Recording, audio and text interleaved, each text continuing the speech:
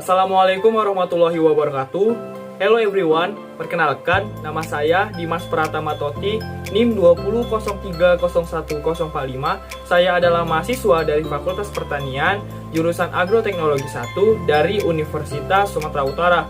Nah, di video kali ini saya akan melakukan praktikum dengan judul Dormansi Biji.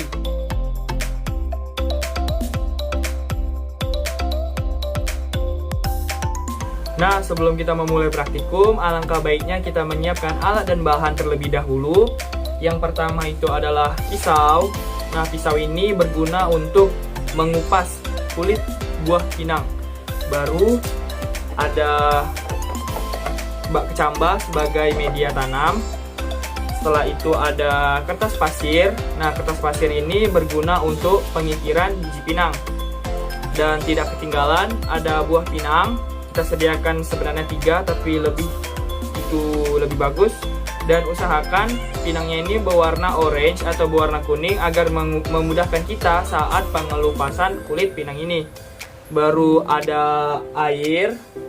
Air berguna untuk perendaman biji pinang. Dan yang terakhir adalah pasir. Setelah alat dan bahan sudah disiapkan, kita langsung mulai saja praktikum kita. Nah, langkah pertama kita kupas kulit buah pinang dengan menggunakan pisau. Kita kupas.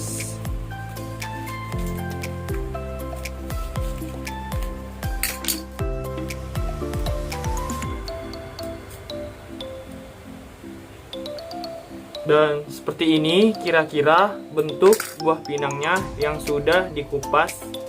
Kita buat sebanyak 3 biji. Nah, di sini saya sudah mengupas ketiga buah pinangnya, jadi ini tinggal biji. Nah, langkah keduanya kita kikir ketiga biji pinang ini dengan menggunakan kertas pasir. Nah, ada 3 perlakuan yang kita lakukan pada praktikum ini. Perlakuan pertama itu adalah perlakuan 90 derajat, di mana letak lubangnya itu kita kikir tuh pada bagian tengah. Dan yang 180 derajat dia di ujung atas, agak atas sedikit. Dan perlakuan ketiga itu tidak dikikir. Nah, pertama kita kikir dulu 90 derajat pada bagian tengah buah pinang. Kira-kira seperti ini. Pada perlakuan 90 derajat terlihat pada permukaan biji pinang nampak berwarna coklat. Selanjutnya, pada perlakuan 180 derajat yang letaknya sedikit di atas biji pinang ini, di bagian atas. Nah, beginilah kira-kira gambaran pada perlakuan 180 derajat. Ini tadi 90 derajat, dan biji pinang satu lagi itu tidak dikikir. Nah, setelah kita melakukan pengikiran, langkah selanjutnya yaitu melakukan perendaman pada ketiga biji pinang. Kita ambil air dan kita rendam biji pinang selama 30 menit. Mari menunggu perendaman biji selama 30 menit. Mari kita siapkan media tanamnya. Kita siapkan 3 bak kecambah dan juga pasir. Nah, usahakan pasirnya sebelum dijadikan media tanam disaring terlebih dahulu agar tidak ada kotoran maupun batu yang menempel pada bak kecambah. Kita taruh.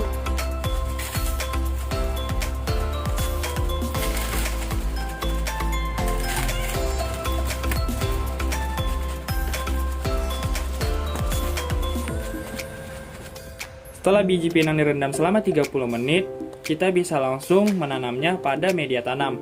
Dan khusus pada bagian coklat, pada biji pinang, itu kita taruh pada bagian atas, seperti ini.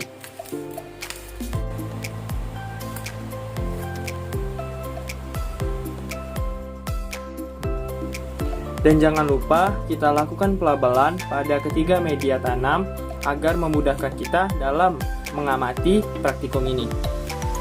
Yang ini tadi 90 derajat. Pada yang tengah tadi perlakuan 180 derajat. Dan yang terakhir perlakuan yang tidak dikikir.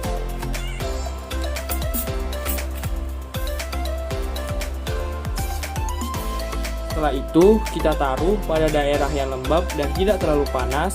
Dan pada saat penyiraman, usahakan air tidak tergenang, tetapi pasir pada bak kecambah tetap dalam keadaan lembab.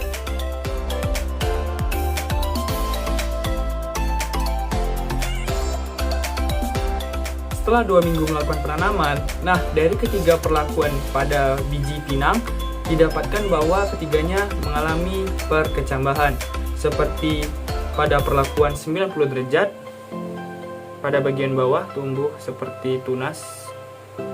Baru perlakuan tidak dikikir, dan perlakuan 180 derajat. Nah, apa sih yang mempengaruhi sehingga mereka dapat berkecambah? Saksikan pembahasannya. Pada pembahasan pertama yaitu dormansi. Jadi, apa itu dormansi? Dormansi adalah masa tidur biji, di mana biji tidak mengalami pertumbuhan ataupun perkecambahan walaupun ditanam pada daerah yang optimum. Nah, pembahasan yang kedua yaitu skarifikasi. Apa itu skarifikasi? Skarifikasi adalah perlakuan pada awal benih yang dimana ditunjukkan untuk memberikan kondisi benih yang pertama itu impermeable menjadi permeable dengan perlakuan pembakaran, pengikisan, ataupun pengikiran yang kita lakukan tadi. Pada pembahasan terakhir, kita membahas bahwa kenapa biji bisa berkecambah. Itu tidak lepas dari faktor-faktor yang mempengaruhi perkecambahan. Adapun faktor-faktor yang mempengaruhi perkecambahan yang pertama adalah air. Air merupakan hal terpenting dalam perkecambahan, di mana air akan mengaktifkan enzim gibberellin, di mana enzim gibberellin berfungsi sebagai pemacu dalam perkecambahan. Yang kedua adalah suhu, di mana biji pinang dapat berkecambah dengan baik pada suhu yang relatif rendah. Dan yang ketiga adalah cahaya matahari pada biji pinang, bisa berkecambah dengan baik juga pada kondisi cahaya yang tidak terlalu terang. Yang terakhir adalah pengikiran.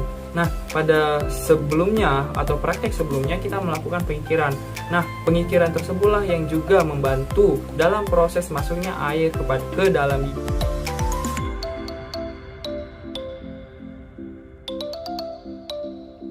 Adapun kesimpulan dari praktikum ini adalah dari ketiga biji tersebut mengalami perkecambahan ataupun pertumbuhan. Nah, di mana faktor-faktor yang mempengaruhi perkecambahan pada biji pinang tersebut ada beberapa. Yang pertama itu adalah air, yang kedua adalah suhu, yang ketiga adalah cahaya matahari, dan yang terakhir adalah pengikiran. Berakhirlah praktikum kita pada hari ini. Mohon maaf jika masih banyak kesalahan dan kekhilafan. Kesempurnaan hanyalah milik Tuhan. Saya akhiri. Assalamualaikum warahmatullahi wabarakatuh. See you again.